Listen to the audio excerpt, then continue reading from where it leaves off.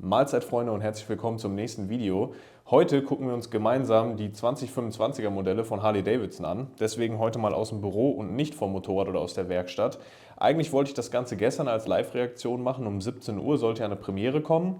Es kam gar nichts, also war ich sehr, sehr verwundert. Da haben sie nur den Banner auf der Harley-Website geändert. Ich weiß nicht, wer da am Anfang die Fehlinformationen gestreut hat, aber selbst für jemanden wie mich, der beim Händler arbeitet, war das sehr, sehr überraschend.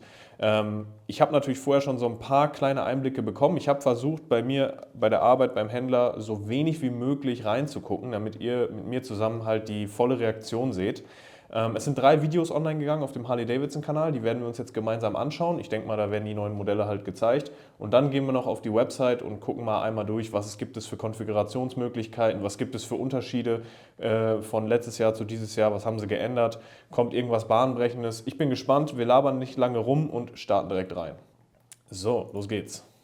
Das sieht mir ja schon wieder so aus, als wenn die irgendeinen Action-Kram gedreht haben.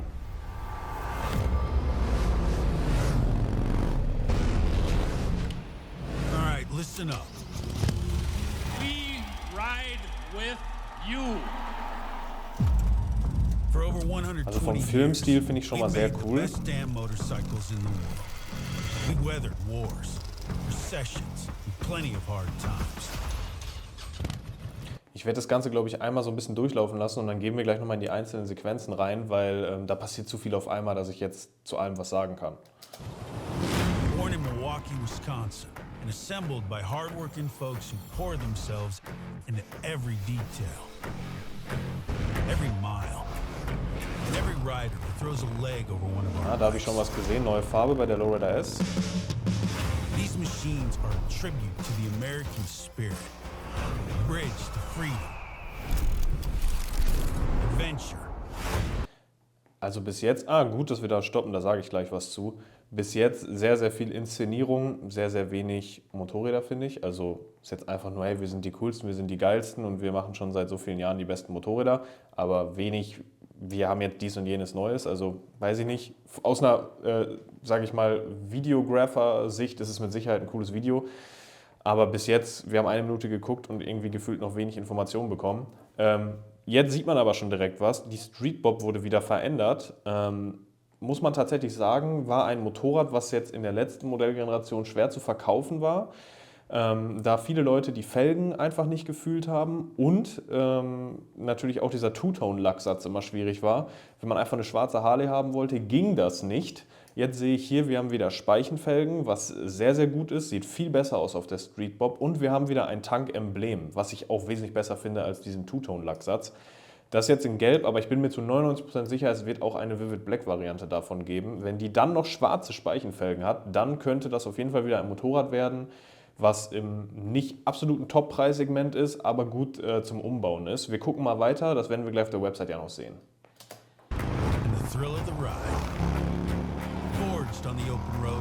Da hat man auch schon was gesehen. Ich gehe noch mal ein bisschen zurück.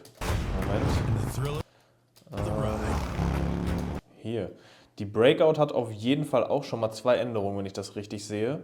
Wir haben einen anderen Luftfilter, das sieht mir aus wie der Luftfilter von den aktuellen Touring-Modellen. Finde ich optisch wirklich einen absolut hässlichen Luftfilter, aber vom Fahren ist der definitiv besser als der Heavy Breather, den die Breakout vorher dran hatte, weil der war nur im Weg.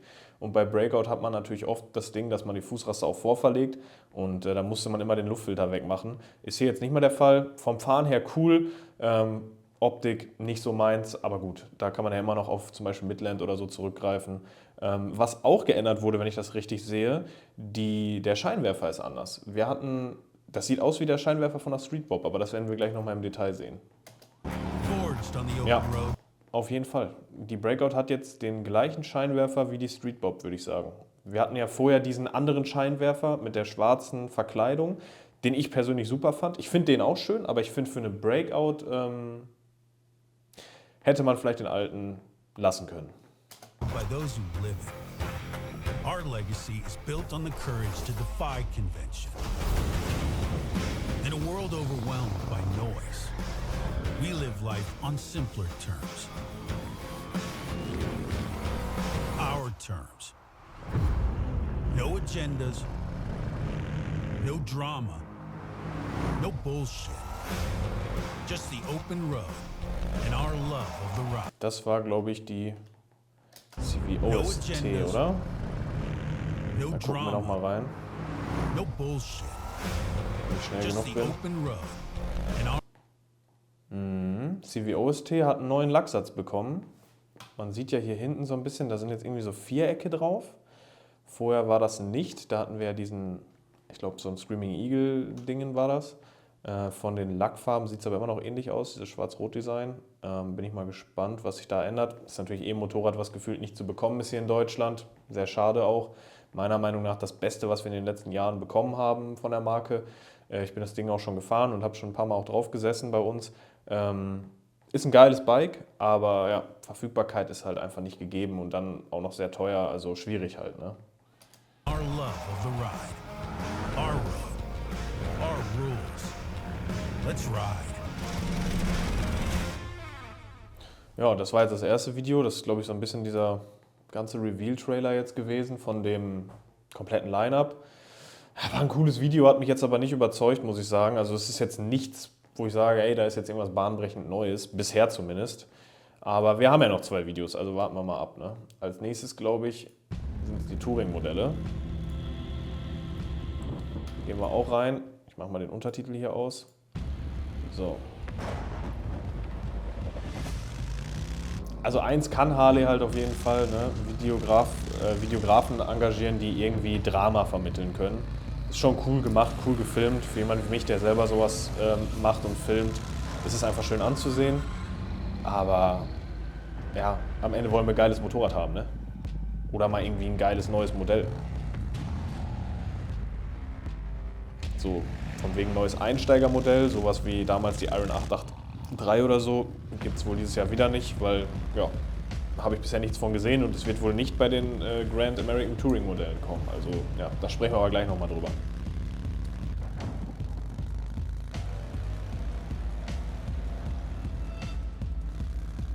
Ja, da ist ja jetzt...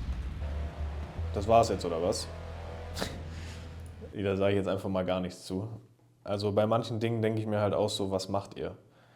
Ja, gehen wir mal nicht weiter drauf ein. Das ist ja jetzt, also das Video hätte man sich auch sparen können. Da habe ich jetzt gar keinen Mehrwert von, sehe gar nichts Neues. Wir gucken mal weiter. Pan America müsste jetzt sein. Da habe ich schon so ein bisschen was gesehen, dass da was Neues gibt. Genau, den Pan America ST gab es, glaube ich, vorher nicht.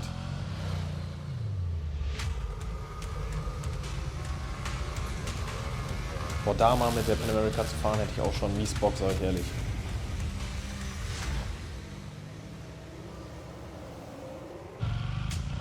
Das hier ist die neue ST. Davon habe ich auch schon ein bisschen was gehört, das ist bei uns schon ein bisschen durchgesickert. Das soll so ein bisschen so einen Supermoto-Charakter haben. Sieht cool aus. Ich weiß jetzt nicht, was genau alles wirklich massiv anders ist zur normalen. Also die Linie sieht im Gesamten ein bisschen schmaler aus, muss ich sagen. Andere Bereifung wird es wahrscheinlich sein, wahrscheinlich auch andere Felgen, das kann man jetzt in dem Rolling Shot nicht sehen. Wir haben ein kleineres Windshield, wir haben keine Abdeckung für die Hände, also nicht diesen Windschutz für die Hände, aber so jetzt kein anderes Motorrad. Ne? Also ich hätte mir gewünscht bei so einem Supermoto-Ding, dass das wirklich komplett leicht ist oder so. Ne? Also vielleicht hätte man das Heck quasi komplett gestrippt mit so einer Motocross-Sitzbank oder so. Hätte vielleicht den Tank von der Sportster S drauf gemacht. Das sieht nämlich richtig geil aus. Habe ich schon ein paar Mal gesehen, dass Leute sich das selber so umgebaut haben. Aber gut, ne? Wer nicht will, der hat schon. Sieht aber trotzdem cool aus.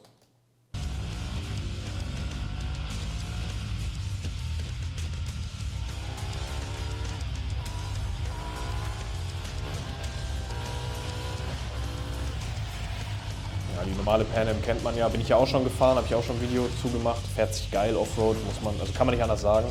Ist halt sehr schwer, aber macht trotzdem super Bock halt. Ne?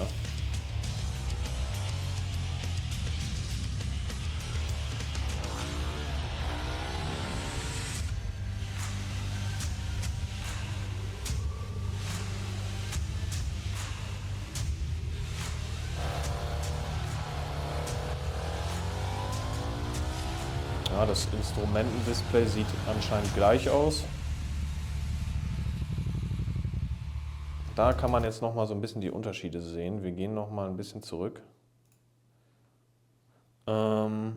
Gucken wir doch mal. Also wir haben andere Bereifung, wir haben andere Felgen. Die Felge sieht ein bisschen aus wie die Lowrider S-Felge, nur in schwarz, würde ich sagen.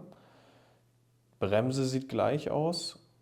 Auspuff ist auch ein anderer, glaube ich. Sieht aus, als wenn er ein bisschen höher gelegen ist. Vielleicht für, ja, Kurvenfreiheit macht keinen Sinn, bei dem Auspuff macht das keinen Unterschied. Sitzbank ist die gleiche, Heck ist das gleiche, würde ich sagen. Und andere Maske. Also im Großen und Ganzen kann man sagen, ist eigentlich fast nur die Bereifung anders. Ja, gut. Aber man hat dann mal wieder ein Sondermodell, ne?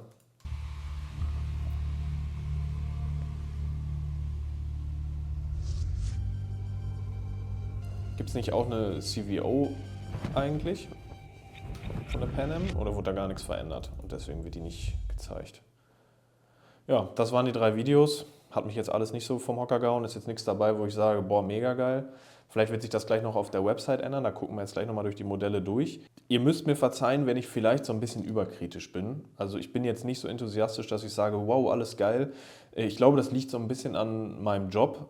Dadurch, dass ich halt beim Händler arbeite und irgendwie mein Job ja auch ist, Werbung dafür zu machen, dass wir die Dinger verkauft kriegen, gucke ich halt nochmal ein bisschen kritischer darauf. Und wenn halt die Company Sachen released, wo ich mir denke, hätte man vielleicht so und so und so anders machen können, dass es für uns als Store am Ende vielleicht einfacher ist, mehr Motorräder zu verkaufen, ja, dann ist es halt immer so ein bisschen kritisch. Und ich bin halt wirklich sehr stark mit der Marke verbunden in meinem ganzen Leben, sei es jetzt beruflich oder halt auch privat. Und wenn man halt sehr, sehr viel Potenzial sieht und dieses Potenzial nicht genutzt wird, sei es jetzt in Marketing-Sicht bei Harley, auch hier vor allem in Deutschland, sei es jetzt bei den Modellen, dann ist das einfach schade, ne? Weil wir wollen eigentlich alle nur, dass diese geile Marke bestehen bleibt und vorangeht, aber es würde mich nicht wundern, wenn nach dieser doch eher laschen Präsentation von dem Line-Up mal wieder der Markt, vor allem auch der Stockmarkt, was Harley angeht, ein bisschen nach unten geht. Ist sehr schade, aber was will man machen? Wir gucken jetzt aber mal in die Website rein. Da haben wir auf jeden Fall nochmal wahrscheinlich ein paar Sachen, die wir so nicht sehen konnten. Wir fangen mal mit den, ja, die Touring-Modelle sind jetzt für mich gar nicht so interessant, muss ich sagen. Hier sieht man auf jeden Fall, das gehen wir mal so im Schnelldurchlauf durch, nur die interessanten Sachen. CVO Streetglide, okay, hat wieder so ein paar Farbakzente und ein 3D-Print-Logo, kennt man schon. Die Road Glide ST kommt auf jeden Fall mit neuen Lacksätzen. Okay, das ist jetzt das Grau. Muss ich sagen, oder Silber, finde ich den alten Lacksatz cooler. Kann man den noch hier sich noch angucken? Ja. Ja, also die schwarze alte finde ich 10 von 10 geil. Die ist wirklich Hammer. Finde ich besser als die neue, muss ich leider so sagen. Also das Schwarz war wesentlich geiler. Sonst ist hier, glaube ich, wahrscheinlich nicht so viel anders. Kann man da noch andere Sachen auswählen? Ah, okay, wir haben noch andere Farben. Rot holt mich gar nicht ab. Nee, ist nicht meins. Also das finde ich noch am coolsten hier irgendwie. Warum dreht sich das nicht? Doch jetzt. Das finde ich noch am coolsten, aber was haben die sich denn mit den Vierecken gedacht? Also überlegt euch doch mal, was wir da für eine riesen Company haben, die wahrscheinlich die besten Designer der Welt anstellen könnte. Und dann ist die Idee, ey, komm, wir machen mal 2 so Vierecke. Erinnert mich so ein bisschen an das Audi RS-Logo. Nee, also, weiß nicht. Holt mich nicht ab. Da war das aus dem letzten Jahr doch schon geiler. Kriegt man das denn noch? Finish Black? Ah ne, okay. Ja, kriegt man anscheinend nicht mehr.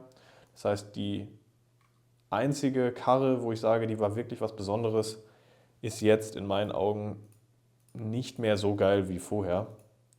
Ansonsten ist hier jetzt nichts, was für mich mega interessant ist, dass ich sage, wir müssen uns das angucken. Gehen wir direkt weiter zu Cruiser.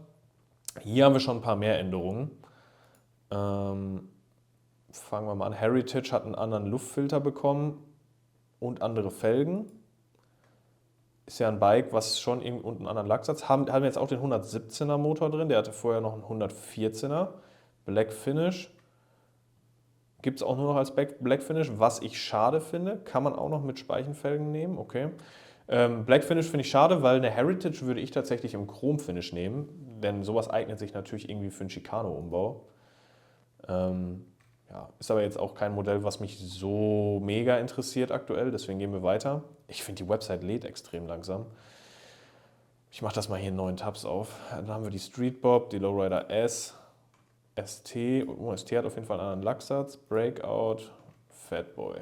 So, Street Bob, genau, das ist die aus dem Trailer, hat aber jetzt Felgen, was mich sehr wundert. Gut, wir haben jetzt hier die Auswahl. Das ist schon mal sehr schön, dass wir das nehmen können. Finish ist Chrome. Checke ich jetzt nicht so ganz. Ist anscheinend nur Motor- und Auspuff-Finish, weil wir haben schwarzen Lenker und auch schwarze Fender-Struts. Normalerweise, wenn man das Finish auswählt, ist das ja auch beeinflusst. Warum man jetzt hier nicht den schwarzen Motor mit reinmacht, vielleicht mit Wrinkle-Lack oder so, erschließt sich mir nicht so ganz. Finde ich aber gut, muss ich sagen. Also wesentlich besser als vorher. Das Grau wird sich gut verkaufen, glaube ich. Vivid, das ist natürlich sehr schön. Ja, Gelb braucht keiner, Iron Horse braucht auch keiner. Oh, wir haben wieder eine matte Farbe, leider ein Lila, was auch wahrscheinlich kaum jemand abholen wird. Verstehe nicht, warum die nicht Black Denim zurückbringen, also das matt schwarz. Aber ich glaube, diese Kombination hier ist schon cool. Also mit Speichenfelgen, mit schwarzem Tank und Emblem finde ich cool. Luftfilter, aber auch 117er Motor, hatte vorher auch einen 114er. Luftfilter ist so ein bisschen wie bei dem 107er Motor vorher. Definitiv gut zu fahren, nicht im Weg. Optisch lala, muss ich sagen. Also würde ich wahrscheinlich dann den ganzen Motor schwarz pulvern lassen, anderen Luftfilter dran machen, Jacqueline Hyde dran, Iron Optics, Cover vorne dran und dann steht das Bike gut da. Ne? Also da auf jeden Fall schon mal Änderungen, wo ich sage Daumen hoch, ne? Im Großteil. Ja, sonst ist hier, glaube ich, auch nichts groß geändert. Was natürlich schön ist, dass das Ding jetzt auch den 117er Motor bekommen hat. Ich sehe gerade noch, was auch anders ist. Wir haben erstmal andere Leuchten, LED-Blinker und wir haben andere Griffe. Sonst hatten wir immer nur diese Gummigriffe. Das ist auf jeden Fall anders. Die Speichenfelge sieht auch ein bisschen anders aus vom Gesamtdesign. Ja, kann man machen. Und wir haben ein analoges Tacho. Das hatten wir vorher auch nicht. Wir haben das Lowrider S Tacho da dran. Finde ich auch gut. Dann gehen wir weiter. Lowrider S, eigentlich mein Favorite Bike, sonst hätte ich es mir nicht gekauft. Einmal in so einem richtig knalligen Rot, finde ich sogar cool. Also dieser Rot-Schwarz-Kontrast ist sehr geil, vor allem auch, weil sie das hier nochmal aufgegriffen haben. Ich meine, ich bin ein Fan von den Bronze-Akzenten, aber die Felgen in Schwarz mit dem roten Lack sieht gut aus. Also kann man nicht meckern, finde ich geil. Luftfilter ist immer noch der gleiche. Aber wir haben einen anderen Auspuff, sehe ich gerade. Wir haben serienmäßig eine 2-in-1-Anlage, so ein bisschen mehr Club-Style. Interessiert aber eh keinen, weil das ist das Erste, was bei dem Motorrad bei jedem Mensch abkommen wird.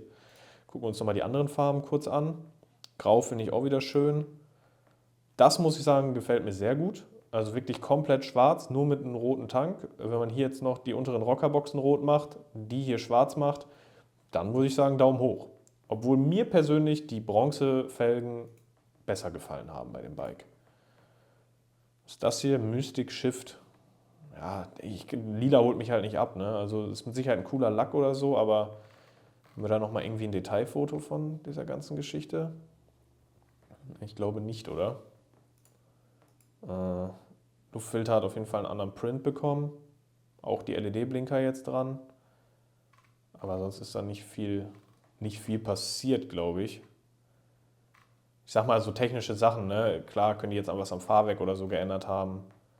Der Tacho sieht auch anders aus. Ein bisschen. Wir haben anscheinend jetzt Fahrmodi und wir haben andere Armaturen. Okay.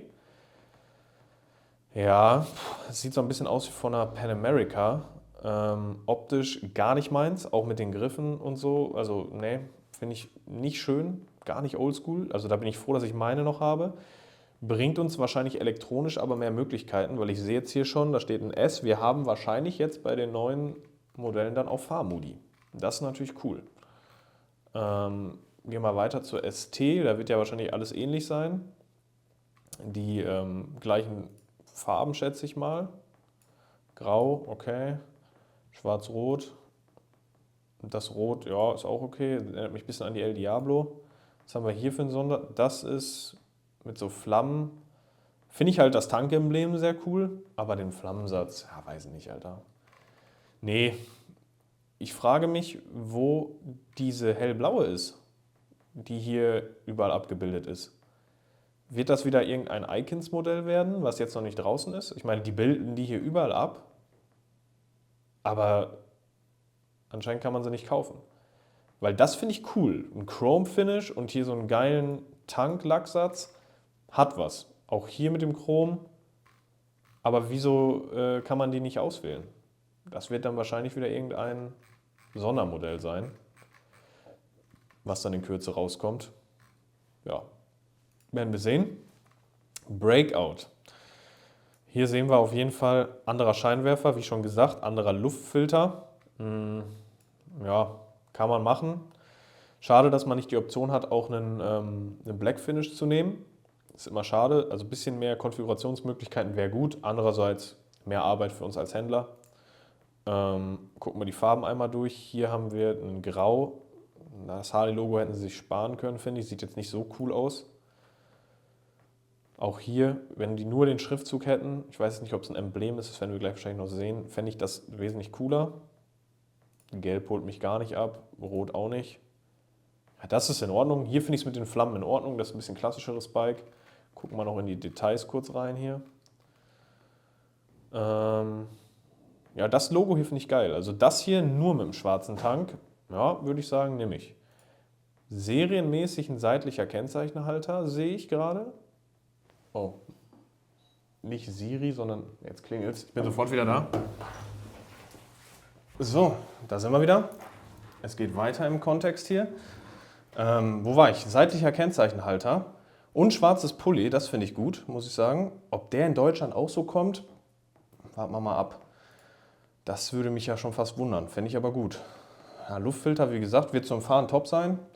Optisch nicht so meins. Aber wenn die wirklich einen seitlichen Kennzeichenhalter da dran machen, serienmäßig, dann wäre das schon cool. So, hier haben wir auch das neue Tacho mit Fahrmodi, die dann halt eben wieder hierdurch gegeben sind. Ja, ist in Ordnung, ne? Also ich würde mir vermutlicherweise eine 24er holen, weil die mir im Gesamtlook ein bisschen besser gefällt durch den anderen Scheinwerfer. Aber ist definitiv solide. Also ich glaube, da werden sich auf jeden Fall Abnehmer für finden. Ihr könnt natürlich gerne zu jedem Motorrad auch eure Meinung in die Kommentare schreiben. Wäre sehr interessant für mich. Das hier sieht mir auch wieder nach so einem Sondermodell aus. Oder nee, scheinbar nicht. Fatboy haben wir ein Chrome Finish. Fände ich auch schön, wenn wir die Auswahl hätten, weil die sieht nun mal in schwarz auch super geil aus, wenn man Felgen auch schwarz macht und so. Was haben wir hier alles? Das Logo finde ich in Ordnung. Ein bisschen so mit so Pinstripe-mäßig. Ist auch cool. Also vom Lacksatz her gefällt mir das. Da kann man nicht meckern. Das hier wird sich sehr gut verkaufen, sage ich. Das sieht klassisch aus. Auch seitlicher Kennzeichenhalter dran. Was ist das denn hier? Da ist ja gar nichts mehr auf dem Deckel drauf. Das finde ich ja nicht so geil. Aber im Großen und Ganzen, ja, finde ich gut. Also Fatboy gefällt mir. Hier haben wir noch so ein Two-Tone-Ding, glaube ich. Finde ich auch gar nicht schlecht. Also kann man, glaube ich, was draus machen. Fatboy, solide von den Lacksätzen her, auf jeden Fall. Haben wir hier noch irgendwas, was wir verpasst haben? Räder sehen sehr ähnlich aus wie vorher. Wieder LED-Blinker dran. Ja, im Großen und Ganzen sind es halt nur so ein paar technische Änderungen bei den Bikes. Aber so wirklich neue Motorräder sind es natürlich nicht. Wir gucken mal noch rein. Trike interessiert mich absolut gar nicht. Hier, also. Die Spezial interessiert uns nicht. ST gucken wir einmal rein und CVO gucken wir rein. Die CVO war gar nicht im Trailer, also das verstehe ich auch wirklich nicht. ST-Lacksatz finde ich cool. Felgen finde ich cool. Aber wir gucken mal. Es gibt die in Rot, in Grau. Grau auch schön. Ob hier irgendwelche Details sind, wo wir nochmal sehen können, ob irgendwas anders ist. Tieferer Sitz, okay. Gibt uns nochmal eine bessere Position dann beim Fahren, denke ich mal. Anderes Schutzblech haben wir. Tiefschwarz, okay. Anderes Windshield. Verkleidung und Tank. Ja, das ist jetzt nichts Neues. Aber für die Leute, die so ein Bike suchen, auf jeden Fall cool. Also gefällt mir auf jeden Fall das Motorrad. Würde ich mir wahrscheinlich nicht holen, weil wenn ich mir eine Pan America hole, dann Full Offroad. Aber ja, mit Sicherheit solides Bike. Ja, das ist hier wieder gar nicht meins, muss ich sagen, mit diesem Camo-Lack. Also da bin ich komplett raus, da brauchen wir gar nicht weiter gucken. Das gefällt mir gar nicht. Sport. Nightstar auch eher uninteressant, finde ich. Für den Preis mit dem Motor, ne, will ich nicht weiter drauf eingehen. Sportster S ist ein Bike, was Spaß macht und was auch Potenzial hat beim Umbauen. Für mich zu klein, aber was haben wir denn hier? Billiard Grey, was ich cool finde, ist das Emblem auf jeden Fall. Müssen wir uns gleich nochmal einen Detailshot angucken. Schwarz auch gut, Rot auch gut. Bei der finde ich, ist das Mystic Schiff, dieses Lila, sogar gar nicht so schlecht. Und ich glaube, das hat irgendwie auch so ein bisschen so eine schimmernde Optik. Der Motor sieht definitiv jetzt besser aus in komplett schwarz. Das hatten wir selber schon mal so gepulvert. Sieht geil aus bei den Bikes. Hier andere Felgen dran, die Jekyll & Hyde mit Carbon dran. Dann würde mich das abholen, glaube ich, mit dem Lila. Guck mal hier. Ja, das hat so ein, wie nennt man das nochmal? Ich komme gerade nicht drauf, schreibt es in die Kommentare. So ein Sprinkle-Lack oder so. Also das Logo finde ich sehr geil, muss ich sagen. Factory Custom. Also die Lackierung, ja. Antriebsstrang, alles in schwarz. Das ist mal eine gute Änderung. Also Sportster S, dicken Daumen hoch von mir. Ich hoffe, dass wir uns eine in diesem Mystic Lackton besorgen und die mit anderen Felgen und so umbauen. Das wäre auf jeden Fall fett, sage ich ehrlich. Schöne Tieferlegung noch dran. Ansonsten alles recht ähnlich. Wird wahrscheinlich in der Sonne auch geisteskrank aussehen, der Lack. Aber das scheint das Line-Up zu sein von 2025. Ja, sagt mir doch gerne mal, was ihr davon haltet. Ich muss sagen, ja, ein paar Sachen cool, ein paar Sachen so lala. Ich hätte mehr erwartet. Ich finde schade, dass da keine Präsentation gibt. Ich finde es super schade, dass gerade Harley Deutschland da einfach Potenzial auf der Strecke lässt. Ich habe gerade schon gesehen, in Amerika verschiedene Harley-Davidson-Influencer konnten die Bike schon Probe fahren, haben heute schon Videos hochgeladen mit der neuen Lowrider ST und sonst was.